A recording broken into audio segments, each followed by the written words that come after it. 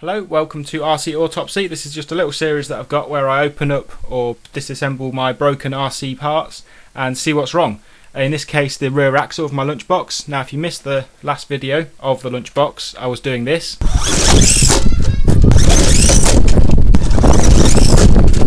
And the very last backflip that I did, it kind of, I think it broke something in the rear axle. It landed really badly. I think I was on throttle as well, so all that sort of torque from the motor and the stopping of the wheels went straight into the gears. So something's broken in the back. It's making that really horrible stripping noise. So we're going to open it up today, see what's wrong. I did also break the body a little bit. This front windshield is smashed and shattered, and the body's got a few cracks in it now. There's one at the back and there's a couple at the front around the windshield. That doesn't concern me too much because I can just get a new body and a new windscreen, but the rear axle is concerning me a little bit, so that's what we're going to open up today. But first we need to remove it from the chassis. So first thing I'm going to need to do is remove the tyres. Now, as I said before, I haven't actually opened it up and seen what's happened inside. It's not happening all the time. It's kind of an intermittent problem. It's working fine now. There's no clicking or anything, and the diff still works. So it's an intermittent problem, which makes me think it's like a bearing has gone or a pin has snapped. Something's moving out of place and sort of causing that noise that way. So the first thing that I'm going to check is these pins in the hubs here. Now, when we built my sister's radio control Lunchbox, she was running it around the garden straight after we built it. God, blimey, these wheel nuts are tight. And it started making this clicking noise, and it turned out that one of the wheel nuts had backed off at the back, and the pin that holds the hub straight was the hib had come off and it was spinning around and it was catching on the pin. So that's the first thing I'm going to check. I'm also going to get a mat just to put on this so we don't get dirt everywhere, because this is my favourite building mat. Much better. Right, so first thing I'm going to do is I'm going to remove these shocks. That's what I got the flat head for. You can just get some leverage on these bottom ball joints and just snap them off. That's one off. And then you've got the other one there. Like that. Excellent. Oh well. Okay. So that's the shocks removed. So I'm going to do that, and I need a cloth as well at some point. So the only other place that it's held on, that's all the screws and all the stuff that I removed before, is this bit here. This is the pivot arm. I've also got the fifth shock mod, but that will come off easily as well. So I'm just going to remove one of these sides. I might have to remove both. That's what the Phillips head is for. So I'm going to unscrew all these and then I'll check back with you in a minute. Basically what I've done is removed all the screws that attach this bottom chassis piece, and there's a front T-piece as well. That bit, I've removed that as well. They're all held in with the same screws, so you don't have to worry about mixing up which screws go where. So that bottom chassis piece comes off. Just take that one screw off. So now you've got this part exposed, just there. So all I'm going to do is I'm going to do one side. You don't need to do both. It should slide out with just one. That's one screw. And there's the second one. So take them off. Now one side you might have to just force it a little bit, but it shouldn't be too bad. So that's one of the sort of that pivot point. That's one of the holders. So you should be able to just pull that pin out like that. So that disengages that shock there, and that just unattaches there. Motor cables. I forgot about those. And that is the axle removed from a Tamiya Lunchbox. Very easy. So I'll move that to one side and we'll start opening this up. Now it's just a process of elimination. So like I said before, we'll check these pins here, check they haven't broken to the hubs. No, they're still fine. There's a bit of muck there. Now I haven't actually maintained this diff since I did that beach video. I haven't done it since I built it, to be honest. I haven't actually taken it apart or done anything to it. So it's going to be interesting to see what state it is inside. Blimey, they're held on strong. And that pin's fine as well. So none of these special hubs for the Lunchbox have stripped, which is good. And none of the pins have broken. So that's that's one part eliminated.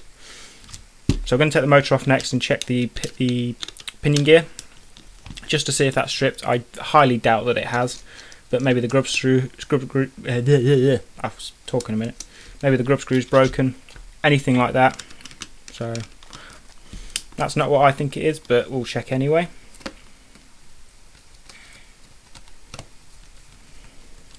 I bet it's going to be really gross inside.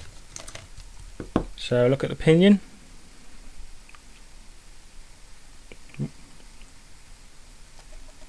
There we go. Looks okay. It's still moving the motor inside, so I don't think it's the pinion. No, looks in good condition, so that's fine. So now, where's the other screw gone? Oh, I've lost the screw. I'll find it. Okay, so now we're going to try and split it apart, see if we can find what the problem is inside. It's getting stuck there at some point. So I'm spinning it around and it's getting stuck there. It's like a notching point. Doesn't sound particularly how it is. It's look completely locked up now. Can't move it anyway. And then it moves again, so not sure what's going on there. But we'll take it apart anyway. So I have a feeling looks like there's only 2 screws holding it together. There's one there and there's one at the top. So we shall have a look.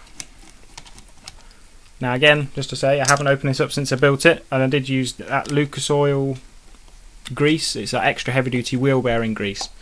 It is waterproof, which is good, but it means that it's going to be pretty gross in there. It's going to collect a lot of stuff, and this has been submerged in water, so it could be rusty. I have no idea. So we're opening it up for the first time. So there we go. I see what the problem is straight away. Yep, there's a pin. So you can see a pin just there. Whether it's going to focus or not, I have no idea. I did actually find a new setting on this camera where it's got a continuous focus mode. So there's a pin just there, which is not meant to be there. It's meant to be in the diff. And if we have a look here, this is just as I've opened it up. There's a... Can you see? Just there. That's one of the parts of the diff which is not meant to be there. It's meant to be in there. So I see what's gone wrong here. Oh, that was another noise. That didn't sound very good. But yes, just looks like this centre diff piece has snapped off. One of the pins has come out and that's come loose. So I'm going to take this out and clean it and see what's wrong. See if that piece is actually snapped. But yeah, that's the problem. That piece there, it's not meant to be there. It's meant to be in there. So that's the gear that's popped out of place. I've given it a quick clean with some Swarfiga hand stuff, which has got sort of it's like a exfoliating one. It's got gritty stuff in it, so I've managed to get most of the rubbish off. So yeah, there's a couple of teeth that are slightly got a bit of material missing, just from when it's been cogged up and stuck. But it looks okay. It's a big beefy gear, so it's unlikely that one of these is going to actually completely break off. So I might just clean up those bits of plastic that are coming off and just stick it back in. The pin's in fine shape, obviously. That's a big beefy pin. It's not gonna. That thing's not gonna snap easily. So don't think that's gonna be the problem. I did hear a stripping noise, but from what I can see, it doesn't look like there's too much damage. That gear looks like it's got slight damage to the teeth, but not too much. And the rest of the teeth in here look absolutely fine as well. So that's obviously attaches to the pinion. That one there. And that one doesn't look too bad. And I can't see any plastic residue and plastic bits all in the grease anyway. That gear's looking okay, and as is that one. So it might be as easy as sticking this back in and shoving it back together, which is great. No buying parts. So that's the diff there. That's an open diff. And that just slides in there.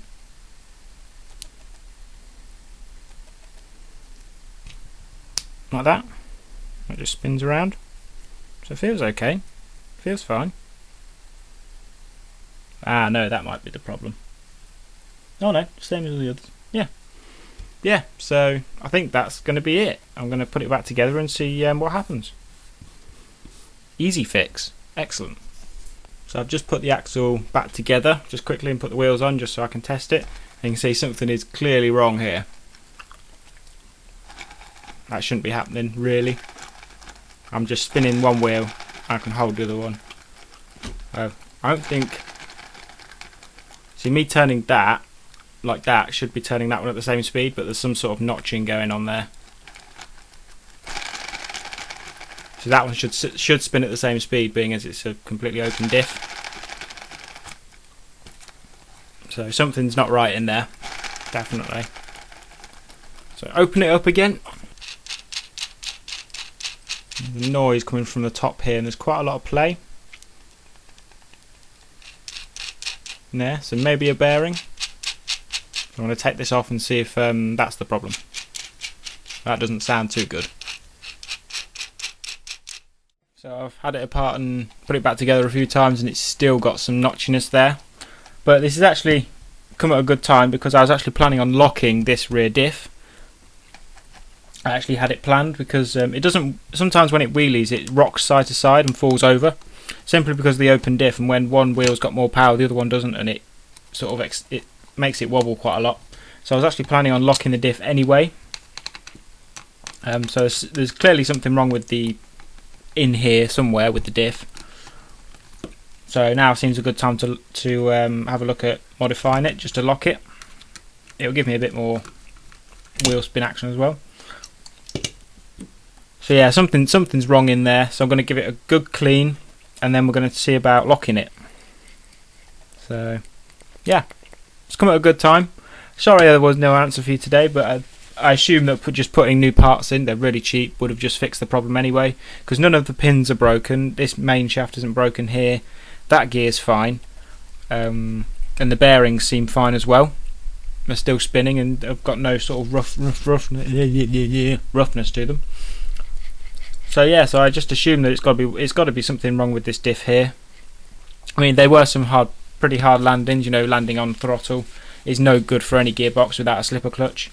So yeah, it's come at a good time. We'll have a look at modifying it, just so we can lock this whole section here, and then the whole drive line in the rear will be locked, and both wheels will spin at the same speed.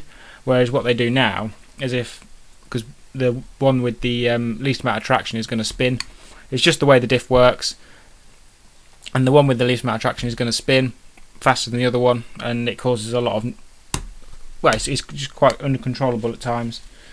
So yeah, we're going to look at locking that rear diff. I have some ideas of how to do it, which is going to be interesting. So yeah, we'll see what we can do.